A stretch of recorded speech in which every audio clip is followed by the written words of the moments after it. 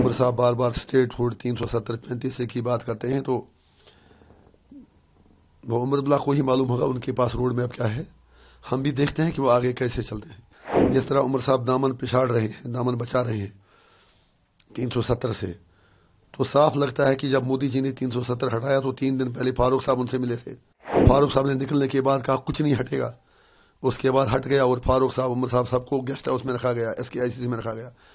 तो 99% लगता है कि उमर साहब फारूक साहब इनको दे वर ऑन बोर्ड, इनसे पूछ के मोदी जी ने 370 हटाया था। हमारी नेक तमन्नाएं उनके साथ हैं, तो उम्मीद ये रखेंगे कि जो वादे उन्होंने किए हैं वो उस पर कायम रहेंगे। और हम मरकजी सरकार से भी गुजारिश करेंगे कि उन्हें भरपूर ताउन दें, क्योंकि जम्मू कश्मीर के लोगों के मसले मसाइल जो हैं, चाहे सियासी मसाइल हों, डेवलपमेंट के हवाले से मसाइल हों, इंसानी हुकूक के मसाइल हों, या जो पिछले 5 साल में जो नाइंसाफियाँ हुई वो चीज़ें हों, ये हम सब के ईगो से बहुत बड़े हैं।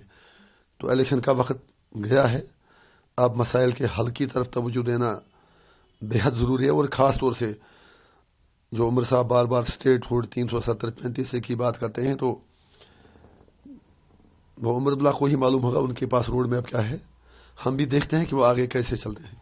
हमें ये भी रिपोर्ट आ रही है कि अगर उल्लाह और उमर में कुछ खानबान हुई है आर्टिकल्स की, उमर ने बोला कि ये फूलिश है भी मांगना वापस। मुझे नहीं पता, वो आप उनसे पूछ लें, उनके घर की बात है, मैं उसमें नहीं पढ़ना चाहता, उनके पार्टी की बात है। लेकिन इतना तो अब क्लियर हो रहा है, जिस तरह उमर साहब दामन पिछाड़ रहे हैं, दामन बचा रहे हैं 370 से, तो साफ लगता है कि जब मोदी जी ने 370 हटाया तो 3 दिन पहले फारूक साहब उनसे मिले थे। ये मैं आपको बड़ी बात बता रहा हूं, 3 दिन पहले फारूक साहब उनसे मिले थे। तो फारूक साहब ने निकलने के बाद कहा कुछ नहीं हटेगा, उसके बाद हट गया और फारूक साहब उमर साहब सबको गेस्ट हाउस में रखा गया, SKICC में रखा गया।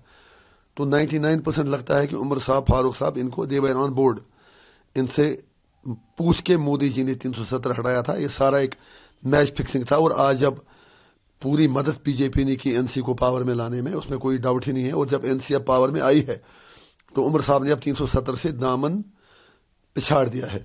तो लिहाजा आगे देखिए, अभी तो स्टार्ट है, देखते हैं आगे कैसे क्या करते हैं।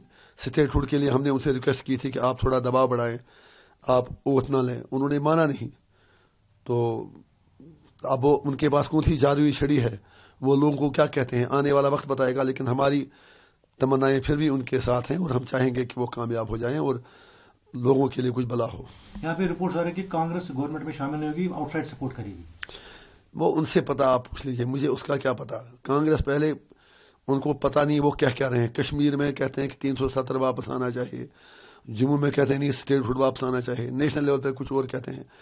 उनके चेहरे पर एक नहीं कई निकाबें हैं। समझ ही नहीं आ रहा है कि वो चाहते क्या हैं। They lack consistency, they lack sincerity, they lack commitment and dedication.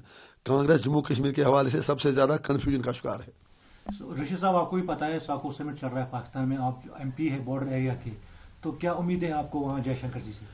हम ये चाहेंगे कि काश इन दोनों मुल्कों को अकल आ जाए। ये दोनों मुल्क ये समझें कि आप कहते तो सब हैं कि हमसाये बदल नहीं सकते, लेकिन कहने और करने में बहुत फर्क है।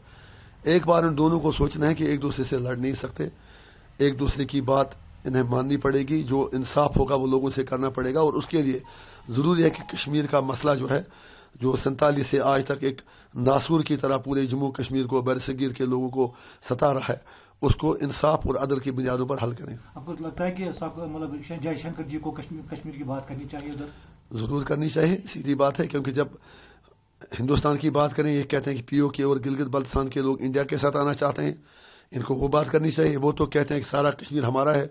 ओब्वियसली दोनों लोग बात करेंगे, एक कम से कम एक रियलिस्टिक अप्रोच लेके जब जाएंगे, सिंसियरिटी जब होगी, तभी अपने लोगों का भला करेंगे। हमारी दोनों सरकारों से गुजारिश होगी, आप जम्मू कश्मीर को एक इंसानी मसले से देख लें। ये कोई पॉलिटिकल मामला नहीं है, ये इंसानी मामला है, जिंदा लोगों का मामला है। यहाँ पर 47 से आज तक लाखों लोग मरे हैं, चाहे कश्मीरी मुसलमान हों, पंडित हों, फौजी हों, मिलिटेंट हों, पुलिस वाले हों, हर हैं तो सब इंसान ही, सिर्फ लोग मर रहे हैं, निकल क्या रहा है।